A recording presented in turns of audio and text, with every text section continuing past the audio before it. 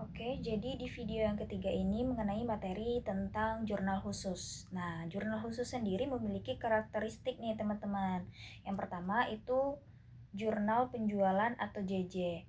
Nah, JJ ini digunakan untuk mencatat transaksi penjualan secara kredit. Yang kedua itu jurnal pembelian atau JB yang digunakan untuk mencatat transaksi pembelian secara kredit. Yang ketiga, jurnal penerimaan kas atau biasa yang disebut sebagai JKM nih, yang digunakan untuk mencatat transaksi penerimaan uang tunai. Jurnal pengeluaran kas atau JKK yang digunakan untuk mencatat transaksi pengeluaran uang tunai. Nah, yang terakhir itu ada jurnal umum. Jurnal umum atau biasa disebut JU, yang dimana dia digunakan untuk mencatat transaksi yang tidak bisa masuk pada keempat jurnal khusus yang di atas. Nah, selanjutnya itu ada transaksi pada toko sembako Rakajaya di bulan Januari 2021. Nah, kita bisa lihat nih di sini guys. Jadi, itu ada transaksi dari tanggal 1 sampai tanggal 31. Nah, yang di tanggal 1 ini yang pertama itu tanggal 1 Tuan Raka menyetorkan uang. Berarti ini masuk ke kas, jadi masuk ke JKM. Pada tanggal 2 dibayar sewa. Dibayar sewa gedung itu JKK karena pengeluaran. Yang ketiga, tanggal 3 dibayarkan uang sebesar 500. Itu JKK. Tanggal 5 dibayar sebesar dengan syarat. Nah, berarti itu JKK juga. Tanggal 6 dibeli dari toko Kasih Murah. Kita tidak perlu membahas, bukan membahas sih, lebih ke kita tidak perlu membacanya secara mendalam. Kita bisa lihat di sini dibeli dengan syarat berarti itu JB atau jurnal pembelian. Nah, yang tanggal 7 dia terima faktur dari CV Andika. Nah, ini menggunakan syarat juga berarti itu JB. Tanggal 9 dikirim nota debit kepada CV Andika. Itu jurnal umum. Yang tanggal 10 dijual barang dagangan kepada toko idola seharga 2.800.000. Itu jurnal dijual barang dagangan kepada toko idola itu jurnal penjualan. Yang tanggal 11 dijual secara tunai dengan bukti nomor 002 itu JKM. Tanggal 13 dijual barang dagangan kepada UD Lintang dengan syarat itu termasuk ke jurnal penjualan. Tanggal 14 dibeli barang dagangan dari FA Budi Rahayu itu JB. Tanggal 16 diterima kembali, menerima kembali nih, itu jurnal umum. Tanggal 18 dijual secara kredit dengan syarat, itu jurnal penjualan atau JJ. Tanggal 19 diterima pembayaran transaksi tanggal 10 Januari, JKM. Tanggal 20, 23, 22 itu JKM. Dan tanggal 24-nya itu dibayar sebagian utang kepada toko Kasih Murah. Dia membayar berarti jurnal pengeluaran, jurnal kas keluar atau JKK. Tanggal 25 dijual barang dagangan kepada toko idola itu jurnal penjualan. Tanggal 26 JKK karena dia membayar utang. Tanggal 28 itu dibeli barang, itu berarti termasuk ke jurnal pembelian. Tanggal 29 dijual barang dagangan secara tunai kepada toko Sahara, itu JKM. Tanggal 30 dibayar sebesar 1.200.000 untuk gaji, itu JKK. Dan tanggal 31 dibayar tunai untuk macam-macam beban, itu JKK juga.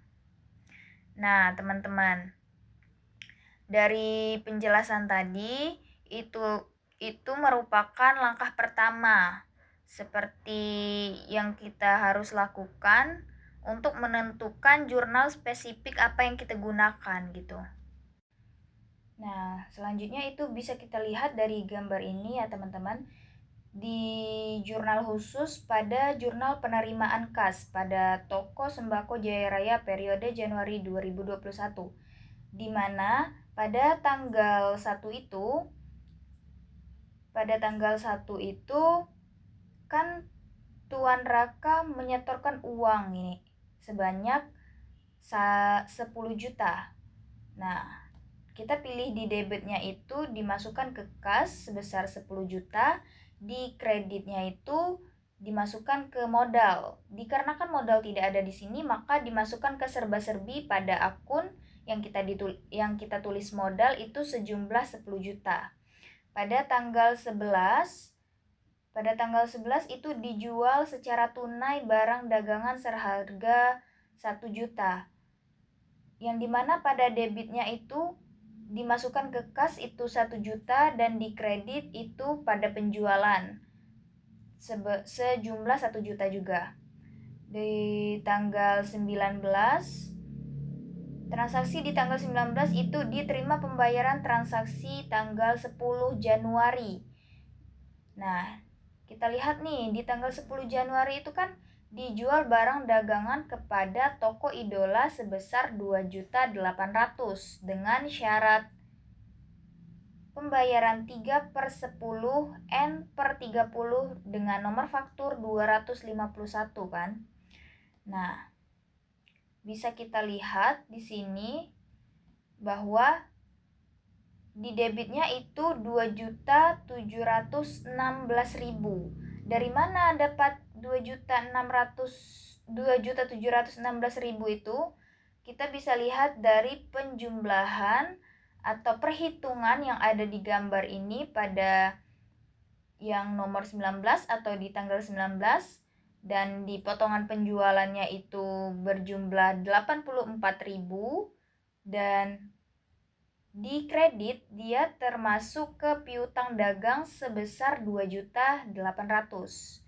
Nah, selanjutnya itu tanggal 22, keterangannya UD Lintang. Debitnya 3.395.000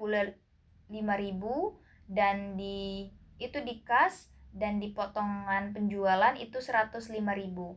Dan cara perhitungannya bisa kita lihat pada gambar ini pada yang tanggal 22 ini, dan di kredit dia itu 3.500.000 pada piutang dagang. Kemudian pada tanggal 23 dengan keterangan toko Sahara di debit berjumlah 3.332.000, itu termasuk di kasnya, dan di potongan penjualan itu 68.000, sedangkan di kreditnya itu di piutang dagang 3.400.000. Dan cara perhitungannya itu bisa kita lihat di bawah ini. Dan di tanggal 29 itu dijual barang dagangan secara tunai kepada toko Sahara dengan harga 1.700.000. Nah, di debit itu kita pilih kas, dia masuk ke kas sejumlah 1.700.000, dan di kredit dikarenakan itu tadi dijual maka termasuk ke penjualan sejumlah 1.700.000. Nah, selanjutnya ini ada jurnal khusus pada jurnal pengeluaran kas nih teman-teman. Masih pada toko sembako Jaya Raya tadi pada periode Januari 2021, yang dimana pada tanggal 2 di debit dia termasuk ke akun serba-serbi. Kenapa dia termasuk ke akun serba-serbi? Karena di tanggal 2 tadi terjadi transaksi dibayar sewa gedung untuk masa 1 tahun sebesar 1.200.000. Nah, di serba-serbi ini dia masuk ke akun yang dinamakan beban sewa dengan jumlah 1.700.000.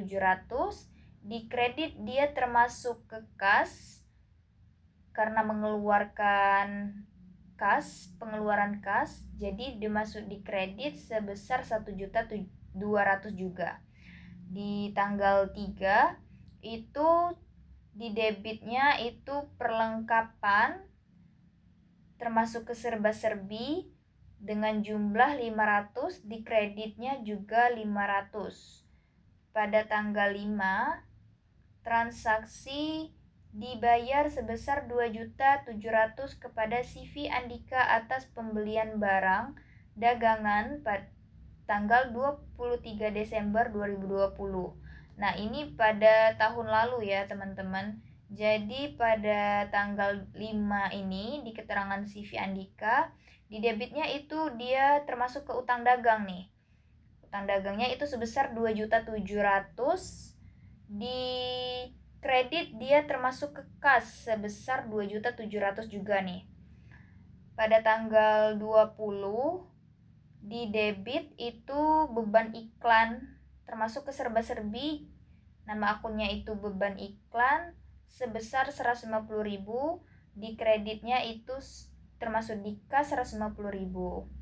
Pada tanggal 24 di keterangan itu ditulis toko kasih murah, di debitnya itu termasuk ke utang dagang sebesar 800.000 dan di kreditnya itu termasuk ke kas 800.000. Pada tanggal 26 ada keterangan CV Andika itu debitnya termasuk ke utang dagangnya itu sejumlah 2.200.000 dan di kreditnya itu 2.200.000 termasuk ke kas.